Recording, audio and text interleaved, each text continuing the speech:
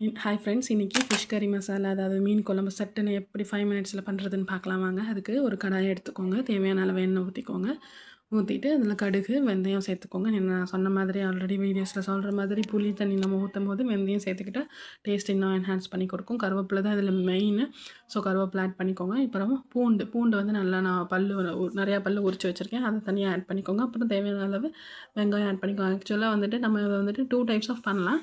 இன்றைக்கி நான் வந்து பண்ணுற விதம் வந்துட்டு நார்மலாக எப்படி நம்ம மீன் குழம்பு வைப்போமோ அந்த மாதிரி தான். ஸோ அதனால் உப்பு போட்டு நல்லா வதங்கினதுக்கப்புறமா பச்சை மிளகா, தக்காளி இதையும் நல்லா சேர்த்து வதக்கிக்கோங்க. பூண்டும் நல்லா வேகணும். ஆக்சுவலாக தண்ணியிலையும் வேகும், இதுலேயும் கொஞ்சம் நல்லா வேக வச்சுக்கோங்க.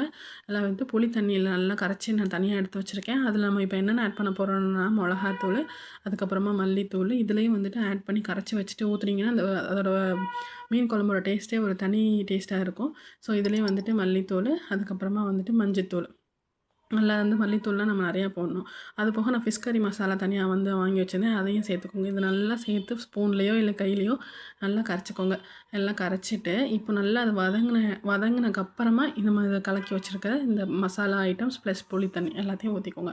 இது வந்து புளி தண்ணி மட்டும் ஊற்றினா பத்தாது. ஸோ அது கூட அடிஷ்னலாக வாட்டர் ஆட் பண்ணிக்கோங்க. வாட்டர் ஆட் பண்ணிவிட்டு சால்ட்டு ஃபார் 5 மினிட்ஸ் நல்லா கொதிக்கட்டும். அதுக்குள்ளே நான் ரசம் வேறு வச்சுருந்தேன். அப்புறம் இன்றைக்கி நான் மத்தி மீன் குழம்பு தான் நம்ம பண்ண போகிறோம். ஸோ மத்தி மீன், அதுக்கப்புறமா வந்துட்டு இன்னொரு மீனை ஃப்ரை பண்ணிகிட்ருக்கேன் நான். ஸோ மத்தி மீனை வந்துட்டு அதுதான் நான் உங்களுக்கு காமிச்ச நல்லா க்ளீன் பண்ணி எடுத்து வச்சுக்கோங்க. அதுக்கப்புறம் கொதிச்சக்கப்புறமா ஃபைனலாக வந்துட்டு இந்த மீனை வந்துட்டு நல்லா கொதி வந்தக்கப்புறமா நம்ம மத்தி மீனை உள்ளே போட்டால் போதும். இல்லை எந்த மீன் வேணாம், எல்லா மீனுக்கும் சேம் ப்ரொசீஜர் தான். நீங்கள் உள்ளே போட்டுக்கோங்க.